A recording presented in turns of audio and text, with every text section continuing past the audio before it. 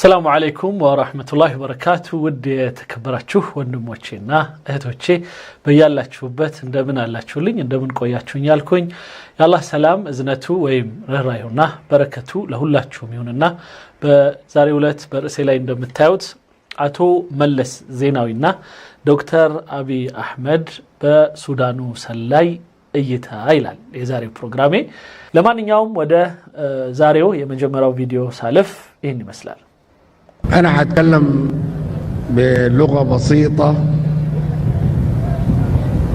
لأنه صعب علي أتكلم أنا قلل بالا قنقوا نو ماورات يمفلقو مكنياتهم ይሄ ጉዳይ በጣም ለኔ ከባድ ነው ይላል እውነት ነው በስንት ነገር አብሮ ያሳለፉ ሰዎች እስከ መገንጠል ማስገንጠል ድረስ አብረው የሄዱ ሰዎች ሲለያዩ በጣም ያሳዝናል እውነት ነው في وقت زي ده እና በዚህ ወቅት ላይ ስለመለስ ዜናዊ ለመናገር በጣም ይከብደኛል ይላሉ ناس بيعرفوا وناس ما بيعرفوا العلاقة القريبة جدا ሰዎች አሉ አንዳንዶች ያውቃሉ አንዳንዶች አያውቁም በጣም ቅርብ የሆነው ግንኙነታችንን البينيانا وبين وندم ملس زيناوي በእኔና በወንድም መለስ ዜናዊ መሐከል የነበረውን ግንኙነት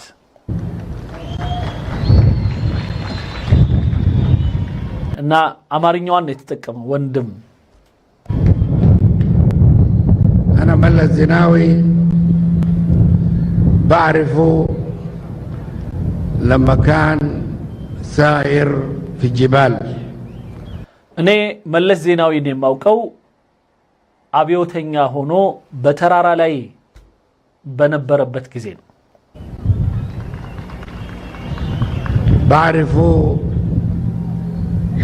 لما كان شاب صغير مليان بحب بلده የማውቀው ገና ወጣት ሆኖና በሀገሩ ፍቅር በጣም ተሞልቶ በነበረበት ጊዜ ነው በየትኛው ሀገር እንደሆነ ባላውቅም بعرفه لما ساب دراسته في الجامعة ما عايز يبقى دكتور ما عايز يبقى أي حاجة ومشى قاعد في الجبال مع أهله ትምህርት ምን ያደርጋል ዶክተርነት ምን ያደርጋል ብሎ ሁሉን እርግፍ አድርጎ ከቤተሰቦቹ ጋራ ተራራ ላይ የወጣ ጊዜና ጥሻ ለጥሻ መሄድ የጀመረ ጊዜ ነው ማቀው بعرف أنا ملس زيناوي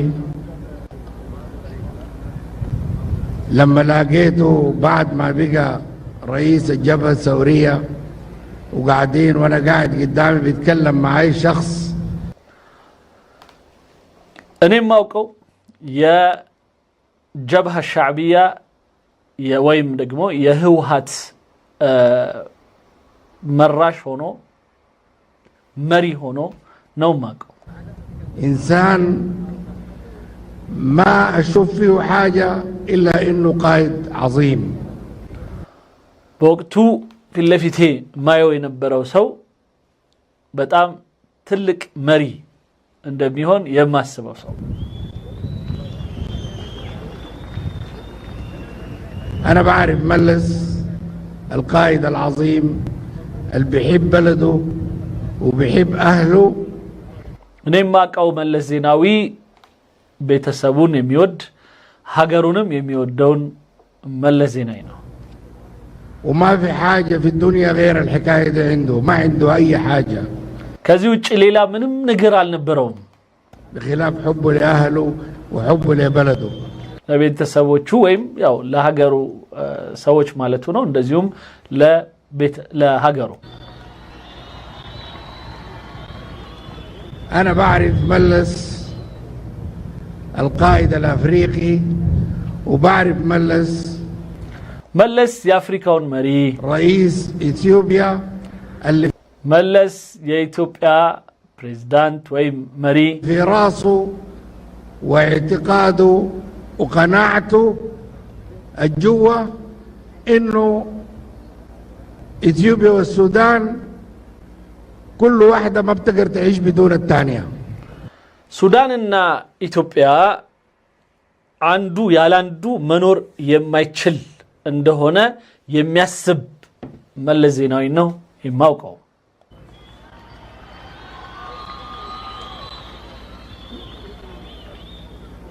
أنا ما كنت قايل في يوم من الأيام أنا حقيف عشان أودع ملس زيناوي. بفصوم إني ملس زيناوي شنيالله بيجي عصب يالك ويم مش مشنيت مشنيبت ساعة لاي جينيالله بيجي عصب يالك. لكن إرادة ربنا هي اللي بتمشي.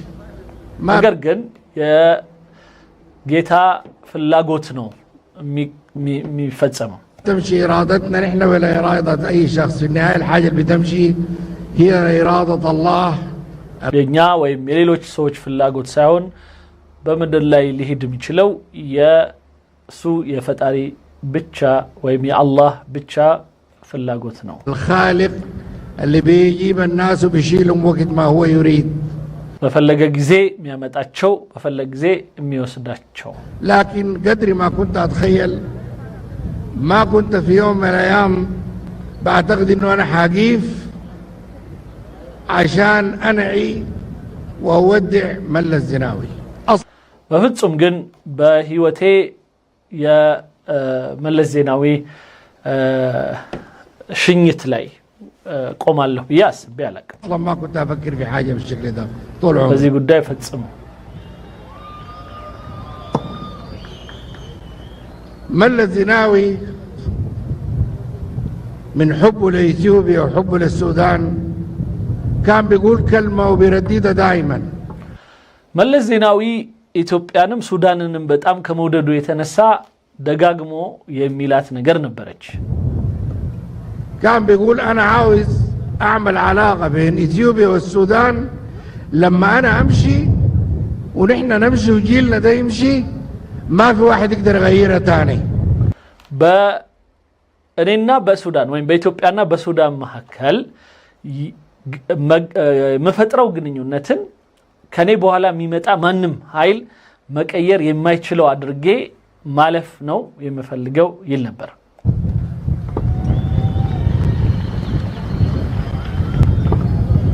دائما يقول الكلام ده وظل يقوله طول السنين الطويلة اللي أنا عرفته فيها. እኔ እስካወቅኩት ድረስ ይህንን ቃል እየደጋገመ ይለው ነበር። ملس زيناوي أنا كنت قريب منه وبعرفه في أيام اللي قربت الثورة تنتصر. ملس زيناوين ينسو አብዮት ድል እስካገኘ ድረስና ቅርብ ሆኖ ድል እስኪፈጽሙ ድረስ ካጠገቡ ነበርኩኝ። كنت قريب በጣም ቅርብ ነበርኩኝ። وملس زيناوي اللي أنا شفته يا ملس زيناوي إني أيوت لابس بنطلون واحد كاكي ما عنده غيره عند كاكي سوري لبسه كسو وجي يليلو هونو نوماكو حارب في الجبال. هو نفس ملس زيناوي اللي شفته قبل شهور قليلة وهو قاعد في مكتب الرئيس. يا وراسو كاكي لباشو በጣም ያው አምብል የሆነው ለማለት ነው ወይም ዝቅ ያለ ኑሮ ሚኖር የሆነው መለስ ዜናዊ በመሪነትም ቢሮው ላይ ደግሞ እዛው ተራራው ላይ ያየሁት ካኪ ለባሹን መለስ ዜናዊ ونفسه ما تغير አልተቀየረም ምንም ما تغير ابدا. ملس زيناوي انا قعدت معاه في الواطة في الميدان وفي الديم هنا أكلت معه أنجيرة. ከመለስ ዜናዊ ጋራ በሜዳ ላይ በጦርነት ሜዳ ላይ አብሬው ነበርኩኝ። ከዛም እዚህ አንዳንድ ደግሞ በጣም ዝቅ ያለ ቦታዎች ላይ ደግሞ እንጀራ በልቻለሁ አብሬው። وملس زناوي لغاية ما مات ملس زناوي بيتغدى انجيرة وبيتعشى انجيرة. ما መለስ ዜናዊ እስከሚሞት የሚበላው ምሳውንም እራቱንም እንጀራ ነበር። أكل أي حاجة ثانية. ملس زناوي هو نفس الشخص. መለስ ዜናዊ ራሱ ሰው ነው። يمكن لبس بدلة وكرافته عشان يقابل الناس الحكام برا لأنه هو ممثل إثيوبيا. لكن ملس زناوي ኢትዮጵያን ለማሳየት ብቻ ነበር ከረባትና በድላ ይለዋል ወይም ሱፍ ለብሶ ሌሎች መሪዎች ፊት የሚቀርበው። وما تغير. السنين دي كلها ما غيرته. ملس زناوي የሁሉ አመቶች አልቀየሩትም። أنا عرفته شخص نظيف ولغاية ما مات نظيف. እስከሚሞት ድረስ ንጹህ ሆኖ ነው ማቀው። በዛው ነው የሞተው። ملس زناوي ما عنده حاجة في الدنيا. በዱንያ ላይ ምንም የለውም። ملس زناوي اللي أنا شفته واللي ما بيعرفوا إنه لما قوات دخلت وسقط نظام منجستو في أديس أنا ركبت معاه طيارة صغيرة. መለስ ዜናዊ ወደ አዲስ አበባ ድል አድርጎ በሚገባበት ወቅት እኔ ነበርኩኝ በራሴ አውሮፕላን ይዤው የገባሁት። أنا كنت سايق الطيارة بتاعته. እኔ ነበርኩኝ እሱ የገባባትን አውሮፕላን ምነዳው ወይም ማበራው። ونزلت في أديس أبابا ونزلت معه في أديس أبابا. ከዛም ከሱ ጋር አዲስ አበባ አብረን አረፍ። هو نزل ملس زناوي لابس برضو الكاكي بتاعه. ያን ካኪውን እንደለበሰ እሱም ከኛው ጋር ከአውሮፕላኑ ወረደ። ودخلنا سوا زيه زي أي إثيوبي بسيط. እንደ ማንኛውም ሲምፕል ወይም ማንኛውም አይነት ኢትዮጵያዊ አይነት። ملس زناوي ما غيرته حياة القصور ولا بقى طالع قاعد له في برج كبير وبيعاين للشعب من فوق. ملس زناوي لغاية ما مات. መለስ ዜናዊ ትልቅ ህንጻ ሰርቶ ሰዎችን ወደ ታች የሚያይበት አይነት እንትን አልገነባም። هو شخص بسيط. በጣም ቀለል ያለ ሰው ነበር። ملس زناوي عمره ما عنده حاجة، لا عنده بيت لا عنده أي حاجة. ملس زناوي መለስ ዜናዊ ቤት አልነበረውም፣ ምንም ነገር አልነበረውም። حياته كلها قضاها لخدمة الشعب الإثيوبي ولخدمة القارة الأفريقية. እድሜውን ሙሉ የጨረሰው የህዝቡንና የሀገሩን አገልግሎት በማድረግ ላይ ነበር።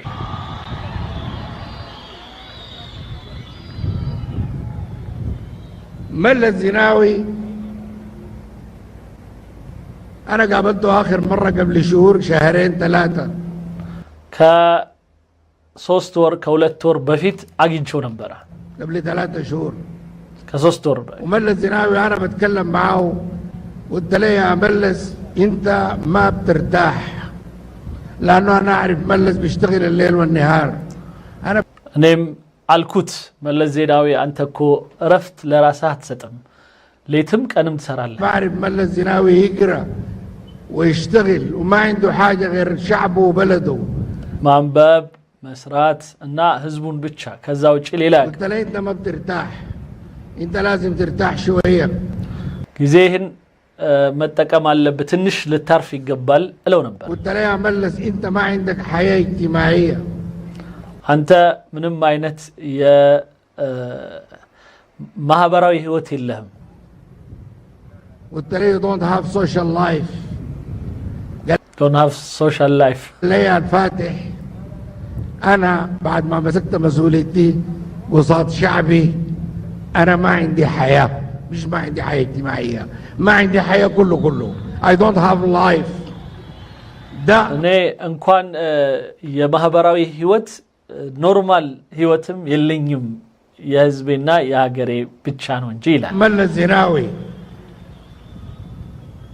كل العمل لشعبه ان شاء الله يلقاه قدام كل العمل للغاره ان شاء الله يلقاه قدام ለህዝቡ ለአፍሪካ ለሀገሩ የሰራውን ነገር ከፊት ያገኘዋል። ملا الزناوي ان شاء الله العمل بين اثيوبيا والسودان ما في راجل ثاني حيغيره. መለስ ዜናዊ በኢትዮጵያና በሱዳን መካከል የሰራውን ነገር ማንም ሰው አይቀይረውም። ሰላም አለይኩም ይሄን ነበር ያለው።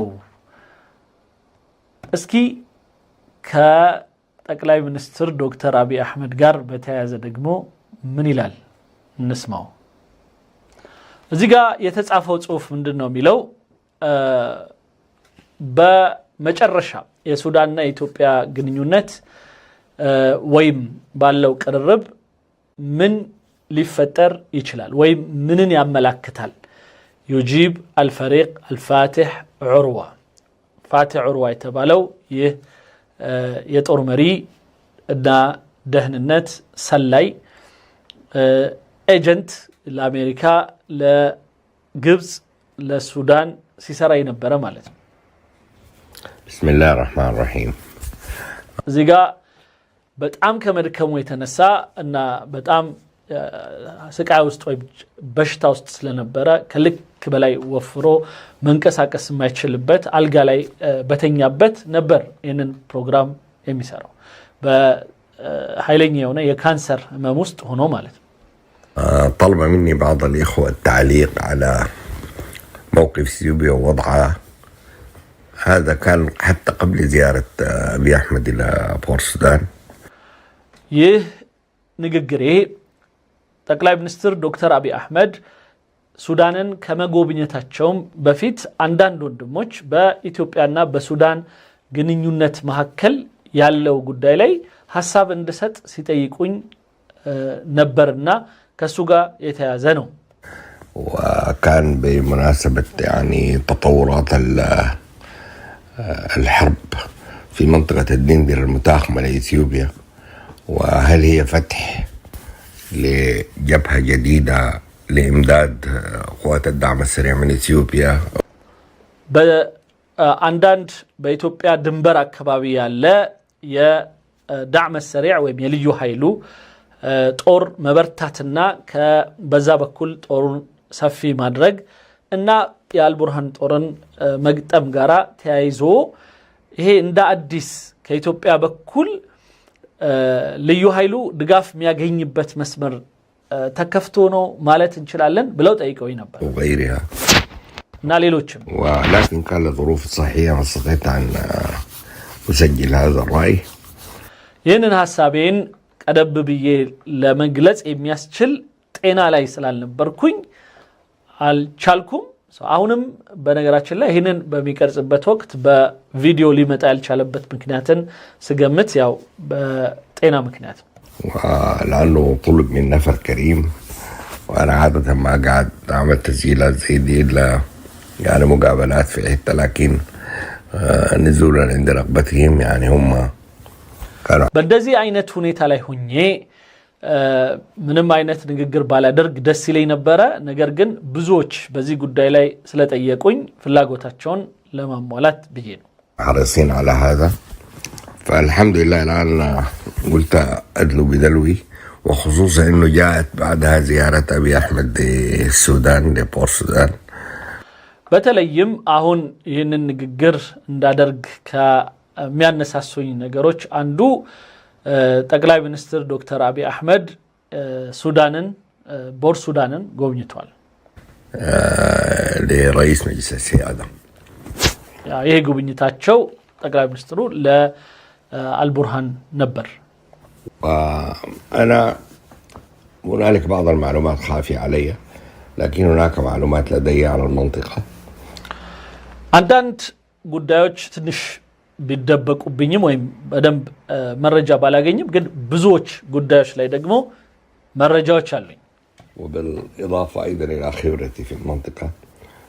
ሌላው በዚህ አካባቢ ላይ ያለኝ ከፍተኛ ልምድ እና እውቀት ሲጨመርበት ያው መናገር የሚያስችለኝ ነገር አለ ነው معظم حديثي هو رأي يحتمل الصواب ويحتمل الخطأ ብዙ እይታዬ ከዚህ የተገነባና እንደዚሁም በተወሰኑ እውቀቶች ላይ ወይም በተወሰኑ መረጃዎች ላይ ስለሆነ ልክም ሊሆን ይችላል ستم است لجابات شلالو لسه ستم شلال. هنالك معلومات لما أقول هذه معلومات مؤكدة معناها مؤكدة أنا بالنسبة لي.